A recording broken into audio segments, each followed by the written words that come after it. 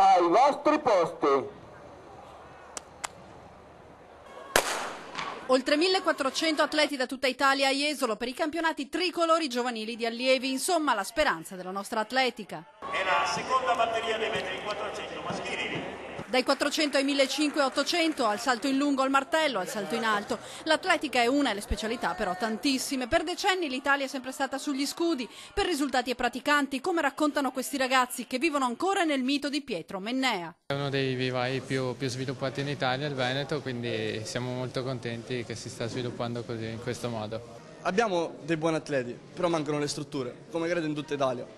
E questo è il problema reale. Mennea è un grande, stavo dicendo prima che è un uomo da stimare. Io ho letto da poco il libro e sono rimasto allibito, ha fatto grandi imprese.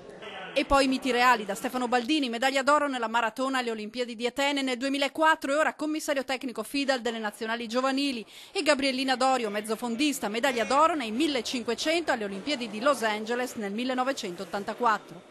Il settore giovanile è sempre stato molto vivo e anche numericamente queste manifestazioni hanno sempre avuto una grande partecipazione. Io spero di trasmettere ancora quell'entusiasmo con cui ho vissuto la mia atletica e adesso, passata dall'altra parte, sto continuando ad avere quella passione, direi ancora di più se vogliamo, e quindi spero di trasmettere ai ragazzi tutto questo, questa parte bella dell'atletica.